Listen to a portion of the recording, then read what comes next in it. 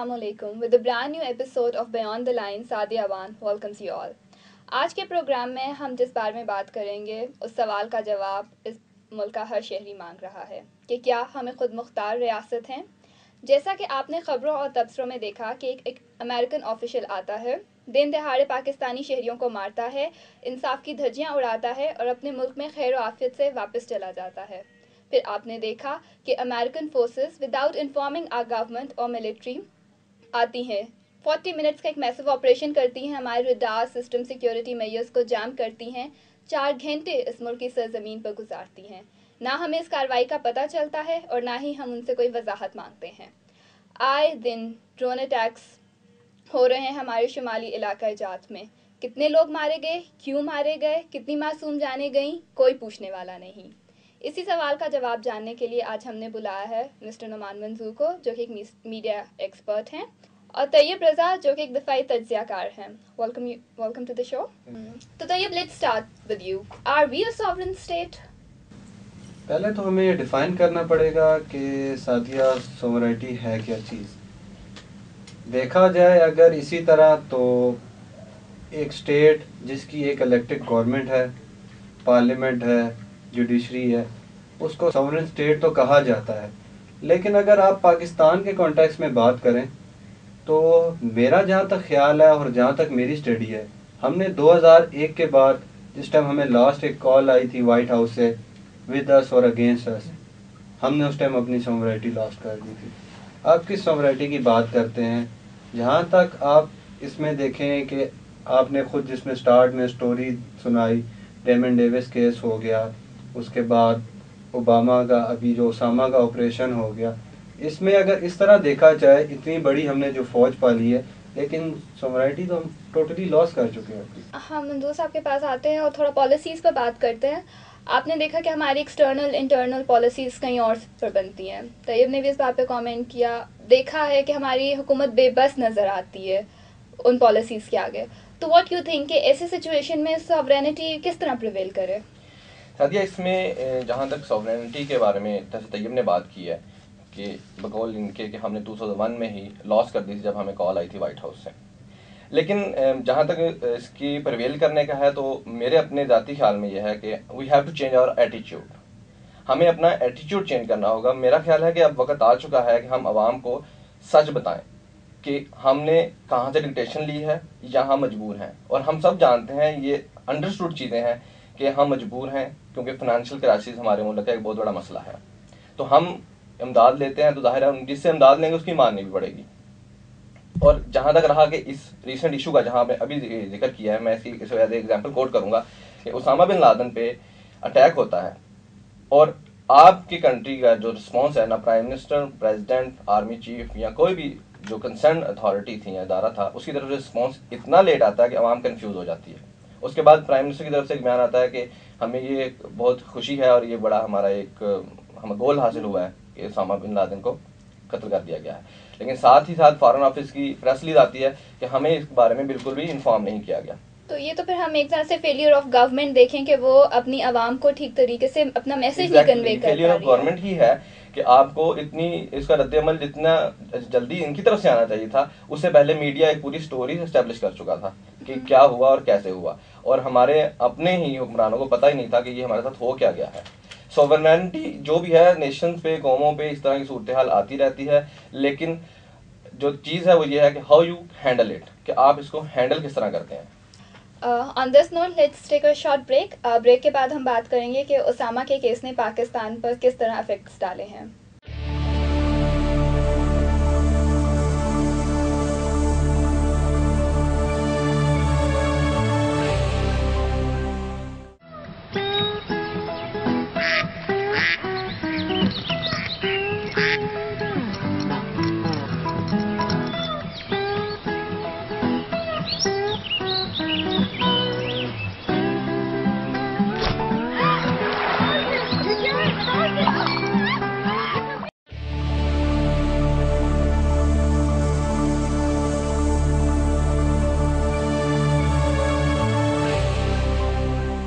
Welcome back. तो Tayyab, like break से पहले हम बात कर रहे थे ऑटोनॉमी की। तो पाकिस्तान अपने इस रीजन के अंदर ऑटोनॉमी मेंटेन करने की काफ़ी अरसे से कोशिश कर रहा है। उसामा का रीसेंट इंसिडेंट हुआ है, व्हाट डू यू थिंक कि इससे हमारी ऑटोनॉमी को कितना नुकसान पहुंचा है? आपके इस क्वेश्चन पे तो मैं बाद में आऊँगा, उससे पहले मैं बात करूँ अपने दोस्त नुमान ने जो कहा कि हम पहले इमदाद लेते हैं फिर उनकी डिक्टेशन कबूल करते हैं। इमदाद तो हम तब लेते हैं ना, वो देखते हैं कि हमने अगर फॉर एग्जांपल अगर हमने 1 करोड़ रुपए का नुकसान किया अपना, तो 30 लाख आपको इमदाद देंगे। पहले हम इधर अपने रीजन में इंस्टेबिलिटी लाते हैं। आप ये देखें कि इमदाद किस वजह से आ रही है, वॉर अगेंस्ट टेरर के, ठीक है। उसमें हम सुसाइड बॉम्बिंग होती है, हमारी इंफ्रास्ट्रक्चर को नुकसान पहुंचता है, एजुकेशन स्कूल तबाह किए जाते हैं। उसके बाद अगर आपके 50 स्कूल तबाह होते हैं तो वो 2 की आपको इमदाद दे देते हैं, तो उसको इमदाद पे आप उसी की डिक्टेशन कबूल करेंगे। तो बात वही है ना कि हमारी पॉलिसीज जिस तरह फॉर्मुलेट हो रही हैं, जिस तरह बन रही हैं, गवर्नमेंट उसको उसी तरह फॉलो करेगी। सादिया, पहले मुशर्रफ का दौर था, पहले यही हमें बात। ये डिफाइन करना पड़ेगा कि जोन सी वॉर ऑन टेरर है, ये दहशतगर्दी के खिलाफ जंग हम अपने लिए लड़ रहे हैं या किसी और के लिए लड़ रहे हैं। देखिए, इसके जो डिटेल्स हैं वो तो हर किसी बंदे को पता है कि वॉर ऑन टेरर कहाँ हो रही है, किस लिए हो रही है, क्या मोटिव्स हैं उसके बिहाइंड।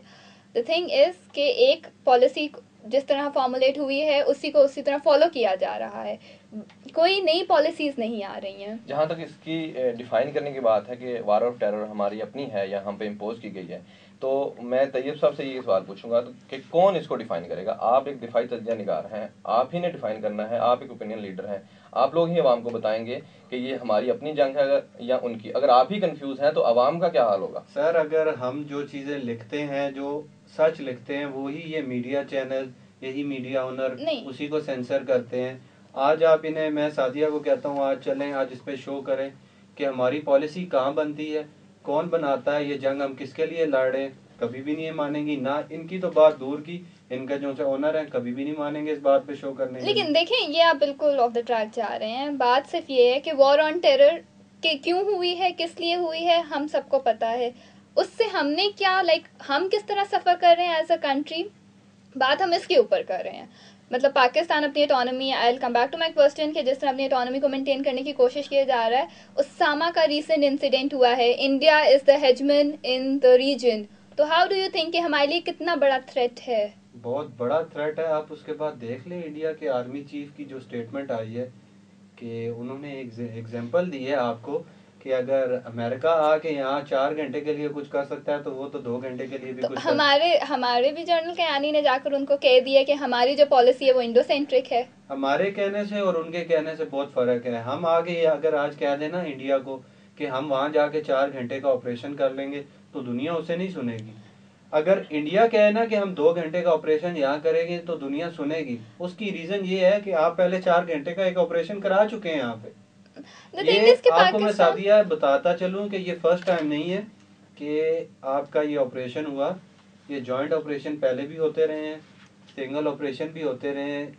ये फर्स्ट टाइम है कि आपके मीडिया पे बात आ चुकी है। फर्स्ट टाइम बात मीडिया पर आने की नहीं है, फर्स्ट टाइम इतना मैसिव ऑपरेशन हुआ है। उसामा बिन लादेन, अमेरिका जिसके पीछे 11 सालों से है, एक मतलब नंबर 1 टेररिस्ट, वो ये जब यहाँ पर मारा गया तो ऑब्वियसली इट्स इंटरनेशनल न्यूज़। हर तमाम दुनिया की नजरें हमारे मुल्क के ऊपर है। And how we are responding, ना हमारी गवर्नमेंट ना हमारे फॉरेन ऑफिस से कोई स्टेटमेंट ही नहीं आता। 3 दिन बाद तो वो स्टेटमेंट इशू कर रहे हैं। जब आप इन्हें मंगला पे पूरा भेज देंगी, सीआईए एजेंट ला के बिठाएंगे तो वो आपके लिए बैठ के रिसर्च तो करेंगे नहीं। सीआईए एजेंट का जो काम है वो इसी वजह से आए हैं और उन्होंने यही करना है। पहले आप अपनी उनसे बेसें तो खाली कराएं। आप लोगों को इशू होता है कि जलालाबाद से आए या काबुल से आए, जहाँ मर्जी से आए। आपको तो किसी को ये नहीं पता कि आपके मंगला पे जितने बैठे हुए हैं। पहले सबसे बड़ा इशू होता है इस उसामा के इशू के बाद कि आपके न्यूक्लियर एसिड सेव हैं कि नहीं है। आपको अगर कुछ याद हो ना हो, आपने मेरे ख्याल से इस पे शो भी किया था 2007 में। ये कहोटा के पास से ब्लैक वाटर का आपने जो उनसे पूरी खत्म किया था कैंप, जिस पे मीडिया पे बात आई थी। आप अपने न्यूक्लियर एसिड्स के पास उन्हें खुद जगह दे के बैठे हुए हैं और फिर आप क्वेश्चन करते हैं कि आप लोग सेफ हैं कि नहीं। अच्छा, मीडिया का आपने अभी यहाँ पर जिक्र किया कि मीडिया ने ऐसे इश्यूज को बहुत ज़्यादा हाईलाइट किया। आप एक मीडिया एक्सपर्ट हैं, आपको क्या लगता है जो उसामा का इंसिडेंट हुआ है, मीडिया की इस पर रिपोर्टिंग कैसी थी और मतलब ये हमारे लिए कितना एक सिक्योरिटी थ्रेट हमारे लिए बना, the way the media reported? साथ ही इसके दो एस्पेक्ट्स हैं।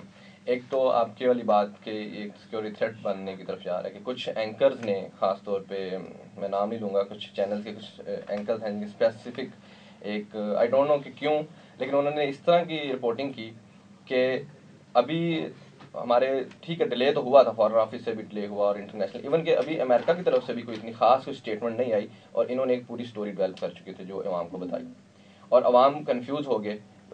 कुछ ने कहा कि शायद ये फिर एक ड्रामा है, उसामा को कत्ल नहीं किया गया, एक ड्रामा क्रिएट किया गया है।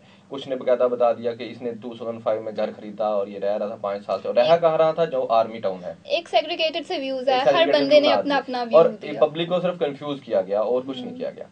लेकिन दूसरा एस्पेक्ट देखें कि जितनी तेजी से मीडिया ने इस पे रिपोर्ट्स दी, तो उसकी वजह से अवेयरनेस या इन्फॉर्मेशन आवाम तक पहुंची। नहीं तो अगर ये ना होता तो मेरा ख्याल जितनी देर से इनकी तरफ से, गवर्नमेंट की तरफ से कोई स्टेटमेंट आई है या उनका जो व्यू पॉइंट आया है, तो आवाम शायद अंधेरे में ही रह जाती। अगर हम देखें तो विद इन 2 आवर्स इतनी इन्फॉर्मेशन की बम्बार्डमेंट थी, इतनी, लेकिन वो कंफ्यूजन की तरफ भी गई। मैं वही तो कह रहा हूं, रिलायबल भी कौन सी है कि पहले आपकी स्टेटमेंट आ रही है कि पीएमए पे अटैक हो गया है, फिर आपकी स्टेटमेंट आ गई है कि अपना आपकी आर्मी का कोई हेलीकॉप्टर फनी खराबी की वजह से गिर गया, स्टेटमेंट आ रही है। आपका मीडिया जो है ना फर्स्ट कम वाली चक्कर में, ब्रेकिंग न्यूज की दौड़ में, मैं कह रही हूँ कि बम्बार्डमेंट ऑफ इन्फॉर्मेशन इतनी ज्यादा हो जाती है, आपको पता नहीं चलता क्रेडिबिलिटी का, कौन सी इन्फॉर्मेशन ठीक है। नहीं, बम्बार्डमेंट तो किसी भी इशू में हो सकती है, कोई भी इवेंट ऐसा बिग इशू होता है, ब्रेकिंग न्यूज आती है, लेकिन मीडिया को एक मैच्योर एटीट्यूड शो करना चाहिए कि उसमें क्रेडिबिलिटी और ऑथेंटिसिटी आनी चाहिए। अब जैसा कि इसमें एकदम से एक स्टोरी एक तरफ बिल्ड कर दी गई है कि जनाब इसने घर खरीदा, ये तक बता दिया गया कौन किस तरह वहां पहुंचा, कोरियर के जरिए पहुंचे, घर कब खरीदा, कितने लोग थे, क्या था।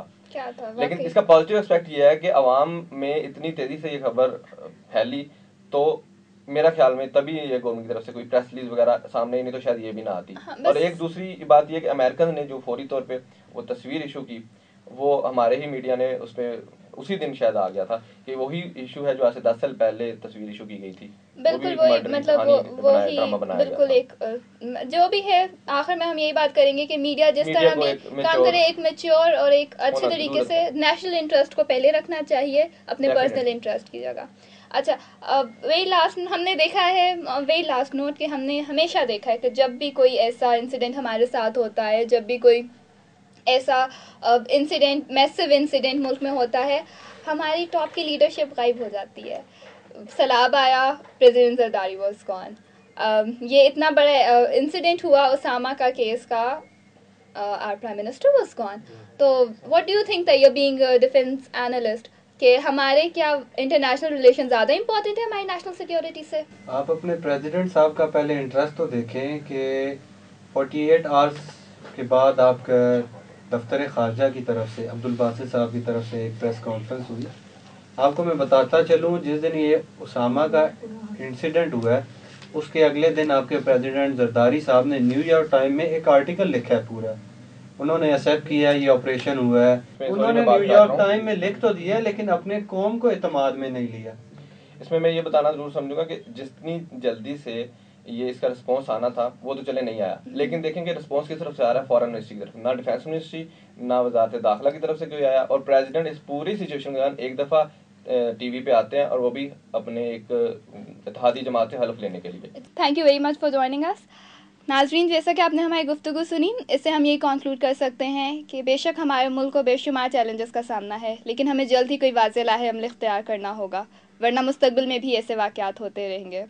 इसके साथ ही सादिया अवान को इजाज़त दीजिए, कल फिर एक नए मौजू के साथ हाजिर होंगे। अल्लाह हाफ़िज़।